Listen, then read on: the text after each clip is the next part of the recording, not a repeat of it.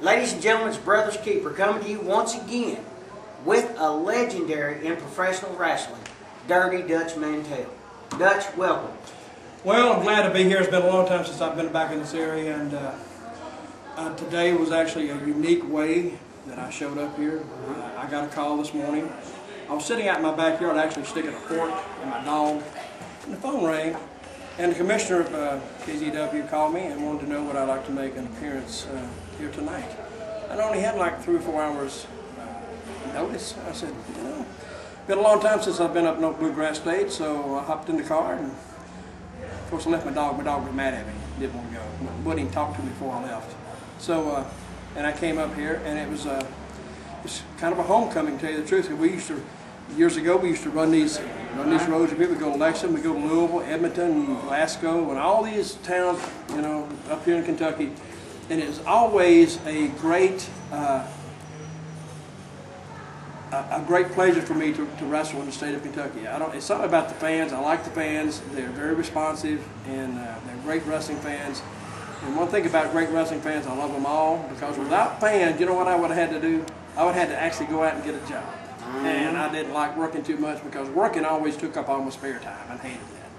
Because I like to sit back and enjoy myself, and I'm a little older now, and I don't do it as much as I used to, but still, when I go to that ring, I got the same thrill, and the fans act the same way, and it's almost like going back in time a lot of times when I come back up in Kentucky. I want to thank KZW for having me, and I hope I can come back soon. Well, Dutch, I'm one of the commissioners for KZW. And you called me? That's me. That was you? That was me. You know, your voice doesn't match your face. I'm telling you, that's all right. But maybe we can swing it where you can come back. Well, I'd love to come back. People. And I go to a lot of smaller shows around the country. Right. Of course, nobody's ever going to get as big as WWE. And but guys who want to get a start in pro wrestling, they all start in small places like this.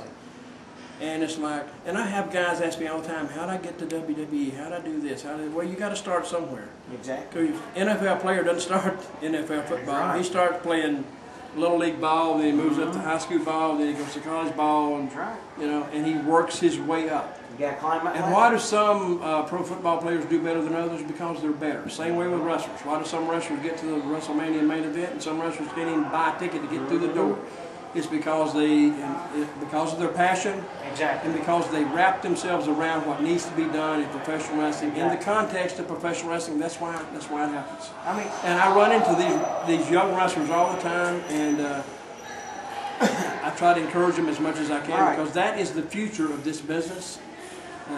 Because I've always been one of the veterans, and I always like to pride myself on helping younger guys, because older guys help me, and all I'm doing is paying it forward. That's right. We're passing it back to them. Unless you pass it to them, I don't know where else they're going to get it. That's it. I mean, look at you. You was in the USWF. I believe it was called the CWA, Smoky Mountain. Don't remind me. The list just goes on before you made it to the WWE. I was in Puerto Rico, I was in Memphis, I call it Memphis, and I was in Continental, I was in Florida, I was in Mid-Atlantic, I was in Texas. I've been in Japan several times, been all over the Caribbean, been to South America, Europe, Canada, Mexico, been all these places, and I can safely say that I got paid to go to all these places. You know, if you went on vacation, you pay thousands and thousands and thousands of dollars to go see these things, but I got paid to go, and like when I went to Europe with WWF, first class accommodations the whole way, had a great time, and wish I'd have never left. But you know, time catches everybody, and I've had a great career, and when these young guys, like you got here in the KZW, you know, hopefully they can follow the same path. Well, the best thing I can tell them is when you come to this business, and you know as well as I do, it has to be 110%. There can be none slacking off. They can't? No. No more. That's what happened to me. I slacked off a lot. Well, remember, ladies and gentlemen, if you want to be like a legendary... Oh, wait a minute. Yeah, go ahead. Go ahead. If you want to be like legendary Dutch Mantell, and people like him, like Jerry the King Lawler, the list just goes on. I wish I could get Lawler here. I done a would show stomp with a mud hole in him I done and a walk it dry. I done a show with him right before they put me on the shelf. Really? Yeah, down in Oneida, Tennessee. It was me, him, Lieutenant Kilgore. That's what happened to you, see? Yeah. That bad karma, see? Had to be. Lawler got that bad karma on you, see? It had to be something, Wham, yeah. hit you. You're done, buddy. See how quick it can happen to you? Right after that, I had open heart surgery. Yep, sorry to hear that. But you survived it, didn't you? You see me here. I see you here. Ready to put on a show every night, just All like right. you. All right. It's All right, rough. fans, I'm going to say one thing. If I come back, I'd like to see you all here. Because enjoy coming here. Thank you. Remember, coming to New Kill Zone, you can see such stars as legendary Dutch Mantell, Tomahawk, Brothers Keeper. The list goes on.